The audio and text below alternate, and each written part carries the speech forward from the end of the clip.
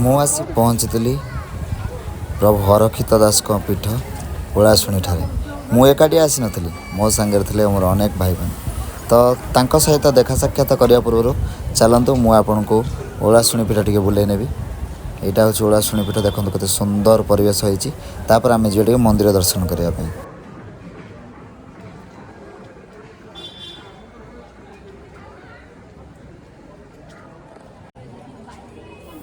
ଏଇଟା ହେଉଛି ପ୍ରଭୁ ହରକ୍ଷିତ ଦାସଙ୍କର ଓଳାଶୁଣୀ ପୀଠ।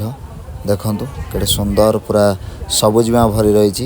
ଆଉ ଏଠାରେ ପ୍ରଭୁଙ୍କର ପ୍ରସିଦ୍ଧ ପୋଡ଼ପିଠା, ଓଳାଶୁଣୀରେ ମହାପ୍ରଭୁ ହରକ୍ଷିତ ଦାସଙ୍କ ପ୍ରସିଦ୍ଧ ପୋଡ଼ପିଠା ଏଠାରେ ମିଳେ। ଆପଣମାନେ ଚାହିଁଲେ ପୋଡ଼ପିଠା ବି ଖାଇପାରିବେ।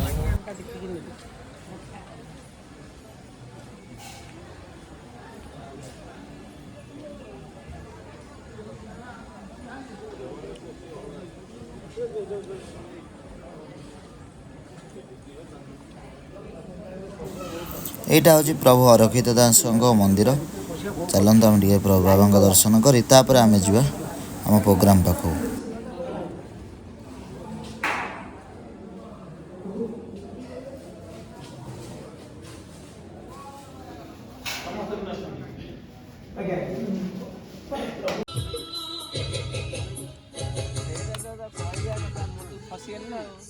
ଦେଖନ୍ତୁ ପ୍ରୋଗ୍ରାମରେ ଆମେ ପହଞ୍ଚିଗଲୁ। ଏଠି ସବୁ ଭାଇମାନେ ଅଛନ୍ତି, ମାମୁଁ, ଶିବ ଭାଇ, ଲୁନା ଭାଇ, ଆଉ ଯାତ୍ରା ଜଗତର ହାସ୍ୟ ଅଭିନେତା ଟୁନା ସାମଲ, ଟୁନାଇ, ଆଉ ଦୁର୍ଗା ମନ୍ଦିରର କୋରିଓଗ୍ରାଫର କୁନା ସାର୍ ବି ଅଛନ୍ତି। ଏ ଟୁଲୁ ଭାଇ, ଜ୍ଞାନ ଭାଇ, ବର୍ତ୍ତମାନ ପାଇଁ ହେମନ୍ତ ବାବୁ ରୋଷେଇ କରୁଛନ୍ତି। ଆଉ ତ ଚାଲନ୍ତୁ ଦେଖିବା କ'ଣ କ'ଣ ହେଲା ପ୍ରୋଗ୍ରାମରେ।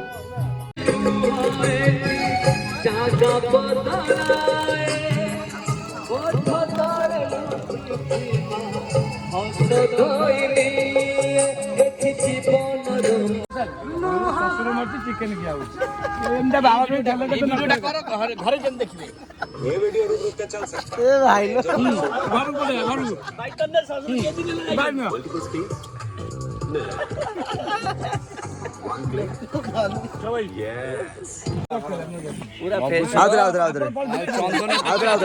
ଚନ୍ଦନ ଟପାକୁ ନାଲି ଅଡକା ଆଖି ସାଇଡ ଆକ୍ସନ ଟା ଭାରି ଭଲ ଥିଲା।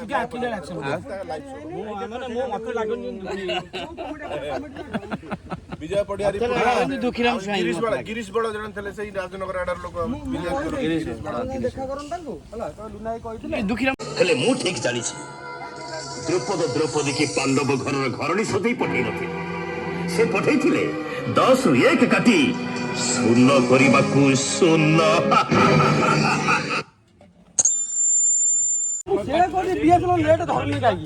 ଜାଲ ଦୁର୍ବଳ ଜାଲ ପଠେଇଛନ୍ତି। ପିଆଜ କଟା ଚାଲିଛି। ହେଇଯିବ।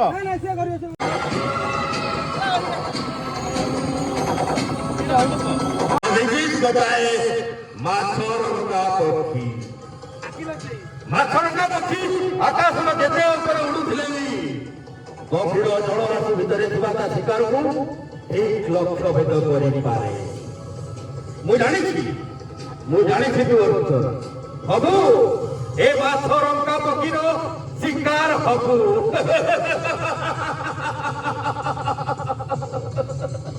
ଲୁନା ଭାଇଙ୍କ ଲେଖା ଛୋଟ ଶବ୍ଦଟେ। ଆବଶ୍ୟକ ନାହିଁ ମୋର ଅଙ୍ଗରାଜ୍ୟ, ଆବଶ୍ୟକ ନାହିଁ ମୋର ଅଙ୍ଗରାଜ୍ୟ, ଆବଶ୍ୟକ ନାହିଁ ମୋର ଦୁର୍ଯ୍ୟୋଧନ ଭଳି ବନ୍ଧୁ। କାହିଁକି ନା ଏଠି ଦୁର୍ଯ୍ୟୋଧନ ମାନଙ୍କର ମନ ବଦଳିଲେ କର୍ଣ୍ଣ ମାନଙ୍କର ଭାଗ୍ୟ ବଦଳିଯାଏ। ମୋର ଦରକାର କେଶବ ପରି ବନ୍ଧୁଟିଏ, ଯିଏ ବନ୍ଧୁତ୍ୱର ମାନ ରଖିବା ପାଇଁ ଅର୍ଜୁନଙ୍କ ରଥର ସାରଥୀ ହେଇଗଲା। ତମେ ପାରିବ ଶିବ ଛାଇ? ଲୁନା ବାଚ କୋଉ ବାଚ? ଲୁନା ବାଚ ଦୁନିଆର ଅସହାୟ ବାପ ମାନେ ଦେଖ, ଏ କଳିଯୁଗର ପୁଅ ଝିଅ ମାନଙ୍କୁ ଦେଖ,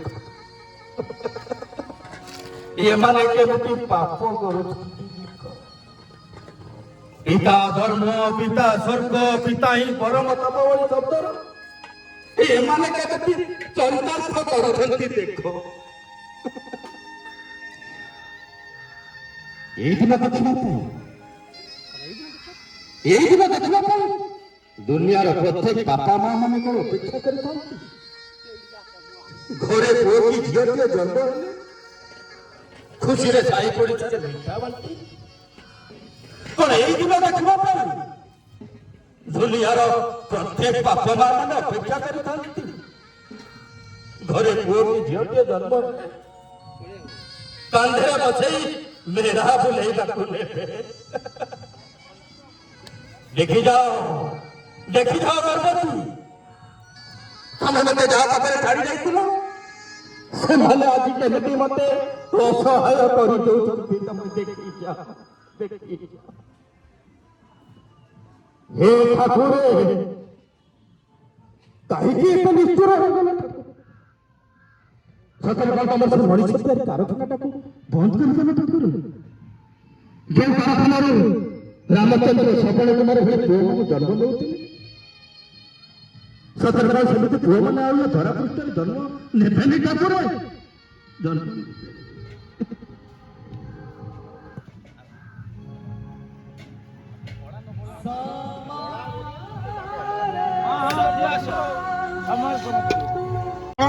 ଆପଣ କିଏ?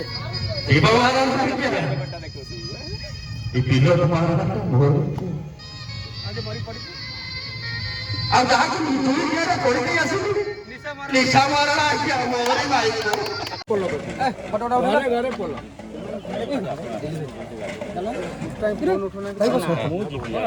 ଡାଇଲଗ ପୁରା ପଳେଇଲାଣି। କେତେବେଳେ ପହଞ୍ଚିଲ? ତମେ ସବୁ ଆଗରୁ ଆସି ପହଞ୍ଚିବା କଥା ନା।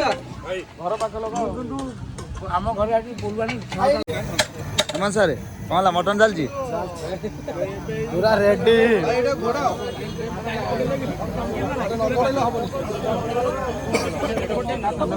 ଭଲ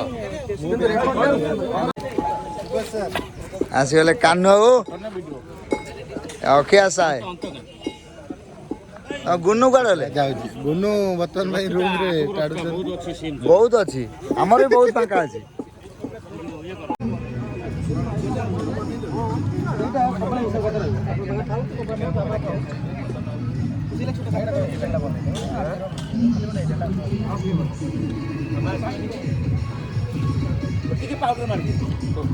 ହଁ ମାରନ୍ତୁ।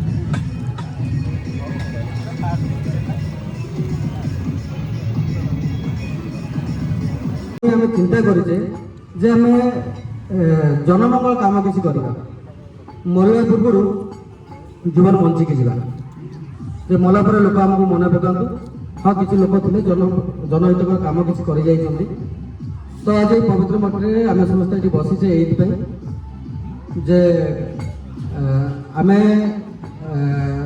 ଗୋଟେ ଚାରିଟେବଲ୍ ଟ୍ରଷ୍ଟ କରିବା, ଯାତ୍ରା ଜଗତ ସହିତ ଜଡ଼ିତ ହେଉଥିବା ସବୁ କଳାପ୍ରେମୀମାନଙ୍କୁ ନେଇକି ଚଳିବା, ତା ସହିତ ସମାଜର ଅନ୍ୟ ବର୍ଗରେ ଜନମଙ୍ଗଳ କାମ କରିବା ପାଇଁ ଆଗକୁ ବଢ଼ିବା। ତ ବର୍ତ୍ତମାନ ମୁଁ ସେମାନଙ୍କୁ ଅନୁରୋଧ କରିବି ଆଜି ସଭାର କାର୍ଯ୍ୟ ପରିଚାଳନା କରିବେ। ସଭାପତିକି ଆଜି ସଭାପତିର ଦାୟିତ୍ୱ ଦେଉଛି। ମୁଁ ଏହାକୁ ଅନ୍ତର ସମର୍ଥନ କରୁଛି। ଆଜିର ସଭା କାର୍ଯ୍ୟ ଶିବପ୍ରସାଦ ସାଏ ଆମର ସମସ୍ତଙ୍କର ବଡ଼ ଭାଇ ପୂଜ୍ୟ ନମସ୍ୟ ଶିବ ଭାଇ ଆଜି ସଭା କାର୍ଯ୍ୟ ପରିଚାଳନା କରନ୍ତୁ। ମୁଁ ଏହାକୁ ଅନ୍ତର ସମର୍ଥନ କରୁଛି। କେନ୍ଦ୍ରାପଡ଼ା, ମୁଁ ପେଶାରେ ଗୋଟେ ମେଡ଼ିସିନ କମ୍ପାନୀର ମ୍ୟାନେଜର ହିସାବରେ କାମ କରୁଛି। ଗୋଟେ କଳାପ୍ରେମୀ ହିସାବରେ ବହୁତ ଦିନ ଭାବରେ ମୁଁ କଳା ସହିତ ଜଡ଼ିତ ହେଇକି ଅଛି। ଧନ୍ୟବାଦ। ଉପସ୍ଥିତ ଥିବା ତଥା କଳାକାରଙ୍କୁ ନିଃସ୍ୱାର୍ଥ ଭାବେ ଭଲ ପାଉଥିବା ସମସ୍ତ ଭାଇମାନଙ୍କୁ ମୋର ନମସ୍କାର। ମୁଁ ଟୁନା ସାମଲ, ମୋ ପେଶାରେ ଜଣେ କଳାକାର, ଯାତ୍ରା ଛୋଟିଆ କଳାକାରଟିଏ, ବର୍ତ୍ତମାନ ଯାତ୍ରା ରଙ୍ଗମହଲରେ କାର୍ଯ୍ୟରତ। ମୁଁ ଜାଣିନଥିଲି ଏଠି ଗୋଟେ ଏତେ ବଡ଼ ଆୟୋଜନ ହେଉଛି। ଖାଲି ମୋର ବନ୍ଧୁ ଲୁନାବୁ, ମୋ ଭାଇ ଶୁଭ କହିଲେ ଆମେ ଗୋଟେ ନୂଆ ସଂସ୍ଥା ଖୋଲୁଛୁ, ଆମର ସେଠି ଆମର ଓଳାଶୁଣୀରେ ସେଇଟା ଅନୁଷ୍ଠିତ ହେବ, ସେଠି ଟିକେ ଯାଇ ପହଞ୍ଚିବ। ମୁଁ ଭାଇ ଶୁଭ ସାଙ୍ଗରେ ଆସିକି ପହଞ୍ଚୁଛି। ଆଉ ଏଠି ଆସି ପହଞ୍ଚିଲା ପରେ ମୁଁ ନିଜକୁ ବହୁତ ଗର୍ବ ଅନୁଭବ କରୁଛି ଯେ କି ଏ ଭାଇମାନେ କ'ଣ ଆଙ୍କର ସ୍ୱାର୍ଥ, ଯାତ୍ରାକୁ କି କଳାକାରଙ୍କୁ ଯେକୌଣସି କଳାକୁ ଭଲ ପାଇବା ତାଙ୍କର ସ୍ୱାର୍ଥ କ'ଣ। କିଛି ସ୍ୱାର୍ଥ ନାହିଁ କେବଳ ଏମାନେ ହେଉଛନ୍ତି ଗୋଟେ ଗୋଟେ କଳା ପାଗଳ ଆଉ ପ୍ରତ୍ୟେକ ହେଉଛନ୍ତି ଜଣେ ଜଣେ ବଡ଼ ବଡ଼ କଳାକାର ଯିଏକି ଆମଠାରୁ ଆହୁରି ବଡ଼ କଳାକାର ଏତିକି କଥା। ହ୍ୟାଲୋ, ମୁଁ ହେଉଛି ହେମନ୍ତ କୁମାର ସାହୁ, ଗ୍ରାମ ବେଲାରପୁର, ଜିଲ୍ଲା କେନ୍ଦ୍ରାପଡ଼ା। ମୁଁ ପେଶାରେ ଜଣେ କ୍ରୀଡ଼ା ଶିକ୍ଷକ। ମୁଁ ଜାଣିନଥିଲି ଯେତେବେଳେ କଳାକୁ ପଶିନଥିଲି, ଛୋଟଟି ହେଇଥିଲି। ବର୍ତ୍ତମାନ ମୋ ସାଙ୍ଗ ଶୁଭପ୍ରକାଶ ମୋତେ ଛୋଟ ଛୋଟ ଡ୍ରାମା ହଉ ଯେକୌଣସି ଜିନିଷରେ କିଣି ଡାକିକି ପୁରେଇଲି, କହିଲେ ଏଇ ଜିନିଷ ସବୁ ଷ୍ଟେଜ୍ ଚଳା, ଖଣ୍ଡା ଘଟା ଇଏ ସିଏ ଯୋଡ଼ି ଯାହା ପଇଲା ଆଗେ କିଣି ଧୀରେ ଧୀରେ ସବୁ କଲି। ତାପରେ ଏମିତି କ'ଣ ମୋର ହେଇଗଲା କଳାପତି, ଯୋଉ ଜାଗାରେ କିଣି ଗଲି, ଯୋଉଠି ହେଲା କିନି ଦେଖିବାକୁ ଭଲ ପାଇଲି, ପଢ଼ିବାକୁ ଭଲ ପାଇଲି, ସବୁ ଉଠିକିନି ସେଉଠିକିନି ରାଜା ଭାଇ କିନି ମୋତେ ପରିଚୟ କରିଦେଲେ ଲୁନା ସାର୍। ଆମର ସାର୍ ବି ଅଛନ୍ତି ଉଦୟଭାନୁ ସାର୍, ତାଙ୍କଠାରୁ ବି ମୁଁ ବହୁତ ଶିଖିକି ଆମର ବାଲିପଡ଼ିଆ ଯାଇଥିଲି, ସେଠି 6ଟି ଆମର ଟିମ୍ ଆସିଥିଲେ, ସେଠି ବି ବେଷ୍ଟ ଆୱାର୍ଡ ପାଇଲି। ବହୁତ ବଢ଼ିଆ କଥା। ବେଷ୍ଟ କ୍ରିକେଟ କମେଡି କିନି ପାଇଲି। ଆଉ ମୁଁ ବହୁତ ଧନ୍ୟବାଦ ଦେବି ଶୁଭଙ୍କୁ, ତାଙ୍କ ମାନେ ଦ୍ୱାରା ହିଁ ମୁଁ ଯାଇକି ପହଞ୍ଚିଲି, କଳାକୁ ଭଲ ପାଇଲି। ସାର୍ ମୋତେ କହିଲେ ଯେ ଆମର ସବୁ ହେଉଛି, ମୁଁ କହିଲି ଯିବା, ଯେତିକି ପାରିବି ସହଯୋଗ କରିବି, ରହିଲି ଆଉ। ଆମେ ଅନୁଭବ କଲୁ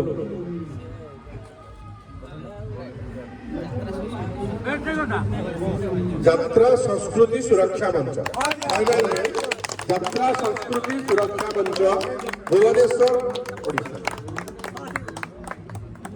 ସଂସ୍ଥା କେମିତି ଚାଲିବ ସେ ବାବଦରେ ଆମେ କେହି ଚିନ୍ତା କଲେ ଆମେ ଏଇଠି ତ ପ୍ରଥମେ ନାମକରଣ କରିଦେଲେ ପଦିକା ପଦି କଥାରେ ଆମେ ଛିଡ଼େଇ ଦେବା ଆଦେହରେ ଆମର କେହି ମାନେ ଆଦେହରେ ବହୁତ ବଡ଼ ଇଏ ନାହିଁ ଯେ ମାନେ ଇଏ ହବ ଇଏ ପୋଷ୍ଟ ଇଏ ନେବ ସେ ପୋଷ୍ଟ ସିଏ ନେବ ସେମିତି ନାହିଁ। ତଥାପି ଯଦି ମୋର ଅନୁରୋଧ ରହିବ ସିପାହୀ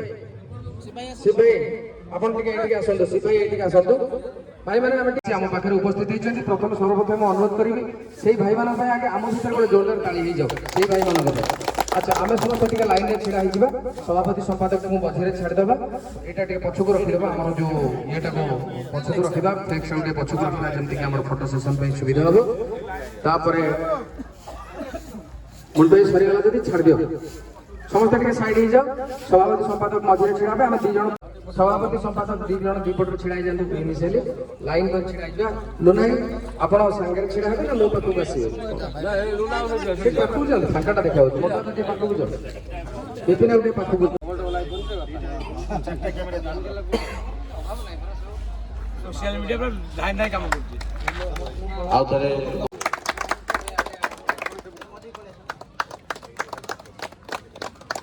ଧନ୍ୟବାଦ କବି ବାବୁ।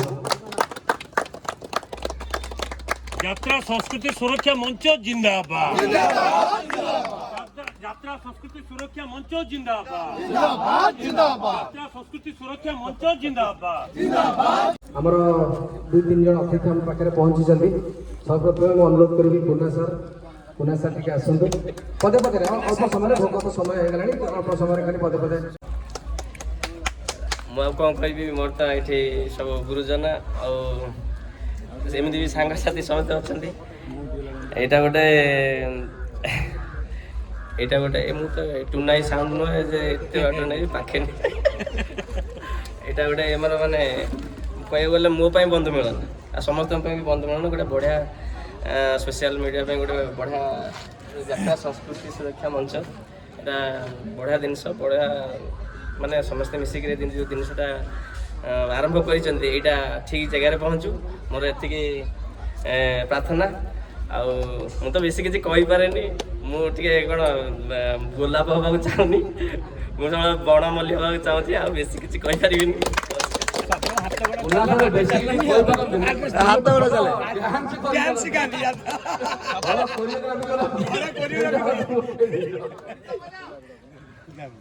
ଆମର ଯାତ୍ରା ଜଗତର ହାସ୍ୟ ଅଭିନେତା ସରି ଆମର ସାଉଣ୍ଡ ଅପରେଟର ଯିଏ ସାଉଣ୍ଡ ଇଞ୍ଜିନିୟର ଟୁନା ବାବୁ, ତାଙ୍କୁ କହୁଛି କିଛି 2 ପଦ କହିବେ।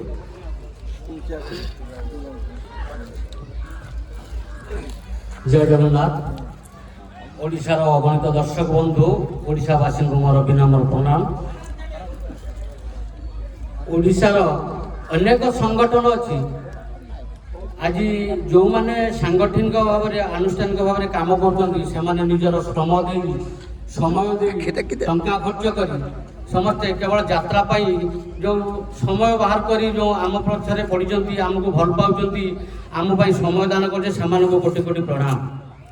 এই ଯେଉଁ ଯାତ୍ରା ସଂସ୍କୃତି ସୁରକ୍ଷା ମଞ୍ଚ ସଂଗଠନ ନୂଆ, ସାଂଗଠନିକ ପୁରୁଣା। ଅନୁଷ୍ଠାନ ଯେଉଁମାନେ କର୍ମକର୍ତ୍ତା ସେମାନେ ନୂଆ ନୂଆ, ଗୋଟିଏ ନୂଆ ସଂଗଠନ କରିଛନ୍ତି। ତେଣୁ ଏ ସଂଗଠନ ଦୀର୍ଘଜୀବୀ ହେଉ। ସ୍ୱାର୍ଥ ଯେଉଁଠି ଉପଜେ ସଂଗଠନ ଭାଙ୍ଗିଯାଏ। ମୁଁ ସମସ୍ତଙ୍କୁ ଅନୁରୋଧ କରୁଛି, ସମସ୍ତେ ସଂଗଠନକୁ ବଞ୍ଚାଇବା ପାଇଁ ସ୍ୱାର୍ଥକୁ ତ୍ୟାଗ କରି ନିଜର ସମୟ ଅର୍ଥ ଦେଇ ଯେମିତି ସଂଗଠନଟିଏ ଗଢ଼ିଛନ୍ତି, ସଂଗଠନ ଯେମିତି ବଞ୍ଚି ରହିବ ତାର ଦୀର୍ଘଜୀବୀ କାମନା କରି ମୁଁ ରହୁଛି। ସମସ୍ତେ ସ୍ୱାର୍ଥକୁ ବଳି ପକାଇ ଏ ସଂଗଠନକୁ ବଞ୍ଚାଇ ରଖନ୍ତୁ। ଜୟ ଜଗନ୍ନାଥ। ଟୁନା ଟୁନା ବାବୁ ମୋ ସାନ ଭାଇ ଟୁନା ବାବୁଙ୍କୁ ଡାକିଲେ ଆଉ ଟିକେ ଖାଲି ସେ ତାଙ୍କର ଖାଲି ସେ ଅତିଥି ଆପଣ ପରିଚୟ ଦେଇଥିଲେ, ଆଉ ଥରେ ଟିକେ ପରିଚୟ ଖାଲି ଦେଇଦିଅନ୍ତୁ ମାନେ ସମସ୍ତଙ୍କ ଆଗରେ ଅତିଥି ପରା ଆଉ ଥରେ ଖାଲି କହିଦିଅନ୍ତୁ କହିଦିଅନ୍ତୁ। ଯାତ୍ରାକୁ ଭଲ ପାଉଥିବା ମାନେ ନିଃସ୍ୱାର୍ଥପର ଭାବେ ଭଲ ପାଉଥିବା ଏଠାରେ ଉପସ୍ଥିତ ଥିବା ମୋର ସମସ୍ତ ବନ୍ଧୁମାନଙ୍କୁ ମୋର ପ୍ରଣାମ। ଓଡ଼ିଶା ଅଗଣିତ ଯାତ୍ରା ଦର୍ଶକ ବନ୍ଧୁମାନଙ୍କୁ ମୋର ନତମସ୍ତକ ପ୍ରଣାମ। ଆଜି এই যে অনুষ্ঠান গড়ি উঠেছি এথিরে কাহার কিছু লাভ হবে তাଙ୍କର কোন লাভ ଅଛି ମୁଁ ଜାଣିନି। ମୁଁ କିନ୍ତୁ ଏଠି ଆସି ପହଞ୍ଚିଲା ପରେ ମୁଁ ଜାଣିଛି ସେମାନେ ଗୋଟେ ଗୋଟେ ପାଗଳ ଅଛନ୍ତି। ପାଗଳ ମାନେ କୋଉ ପାଗଳ? ଯାତ୍ରା ପାଗଳ, କଳା ପାଗଳ। ପ୍ରତ୍ୟେକ କେବଳ ଯାତ୍ରା ନୁହେଁ, ପ୍ରତ୍ୟେକ କଳାକୁ କେମିତି ଆମେ ଲୋକଲୋଚନକୁ ଆଣିବା ଏଇଟା ହଉଛି ତାଙ୍କର ପ୍ରୟାସ। ମୁଁ ପ୍ରଭୁ ଜଗତର ନାଥ ଜଗନ୍ନାଥଙ୍କ ପାଖରେ ପ୍ରାର୍ଥନା କରୁଛି ତାଙ୍କର ପ୍ରୟାସ ସେ ଲକ୍ଷ୍ୟସ୍ଥଳରେ ପହଞ୍ଚନ୍ତୁ। ଏତିକି କହି ମୁଁ ମୋର ବକ୍ତବ୍ୟ ଶେଷ କରୁଛି। ବଡ଼ ଭାଇ କାଳିଆ ଭାଇ ସେ ପାରାଦୀପ ଆସିଛନ୍ତି। ହଠାତ୍ 11ଟା ବେଳେ ଗୋଟେ ଫୋନ୍ କଲେ ଆମେ ଟିକେ ଓଳା ଶୁଣିକି ଯାଉଛୁ ଆସ। କ'ଣ ପାଇଁ କୋଉ ପାଇଁ ବି ଆମେ ଜାଣିନୁ। ଯାହା ବହୁତ ଖୁସି ଲାଗିଲା। ଓଳା ଶୁଣିଲେ ପ୍ରାୟ ଆମର ଏଠି 7, 8, 10ଟା ଅପେରା ପ୍ରତିବର୍ଷ ପଡ଼େ। ଯୋଉମାନେ ବି ଅପେରାରେ ଆପଣମାନେ ଥିବେ ବି ଜାଣିଥିବେ। ଆଉ ଏ ଯୋଉ ମଞ୍ଚ ତିଆରି ହେଇଛି ସୁରକ୍ଷା ମଞ୍ଚ, ଆମେ ବହୁତ ଖୁସି। ଲୋକାଲ ପିଲା ହିସାବରେ ଆମେ ଆପଣମାନଙ୍କୁ କିଛି ସାହାଯ୍ୟ କରିପାରୁନାହୁଁ। ଆଗାମୀ ବର୍ଷ ତାଙ୍କର ଦ୍ୱିତୀୟ ବାର୍ଷିକ ଏବେ ପାଳନ ହବ। ଲୋକାଲ ପିଲା ହିସାବରେ ଆମେ ପୂର୍ଣ୍ଣ ସହଯୋଗ କରିବୁ। ଆପଣମାନେ ଖାଲି ଆସିକି ଏଠି ପହଞ୍ଚିବେ ଆଉ ସବୁ କାର୍ଯ୍ୟକ୍ରମ ଆମ ତରଫରୁ ରହିବ। ମୁଁ ଏତିକି କହି ଆପଣମାନଙ୍କୁ ସମସ୍ତଙ୍କୁ ସ୍ୱାଗତ ଜଣାଇ ଧନ୍ୟବାଦ ଦେଉଛି। ଧନ୍ୟବାଦ।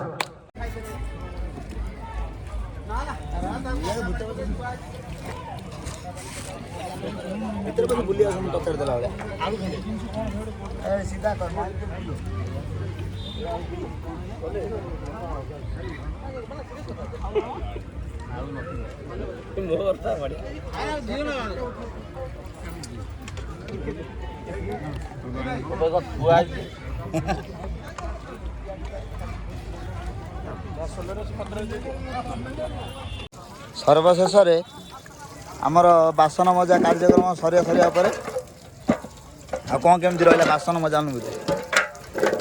ଆଜ୍ଞା ବାସନ ମଜାର ଅନୁଭୂତି କେମିତି ରହିଲା? ଅନୁଭୂତି କିଛି ନାହିଁ, ଚାନ୍ଦା ଦେଇନି ତ ସେଥିପାଇଁ କହିଲି ମାରିଥିଲି। ହଉ ଯାହା ହଉ ରାଜା ଭାଇଙ୍କୁ ବହୁତ ବହୁତ ଧନ୍ୟବାଦ। ଆରମ୍ଭରୁ ଶେଷ ଯାଏଁ ଥିଲେ, ସେ ପ୍ରାୟ ସବୁ ଅନୁଷ୍ଠାନରେ ରୁହନ୍ତି, ସେଥିପାଇଁ ତାଙ୍କୁ ସମସ୍ତେ ବହୁତ ଭଲ ପାଆନ୍ତି। ଆଉ ରହୁଛି ପୁଣି ଦେଖା ହେବା ଗୋଟେ ନୂଆ ଭିଡ଼ିଓରେ ଆଉ।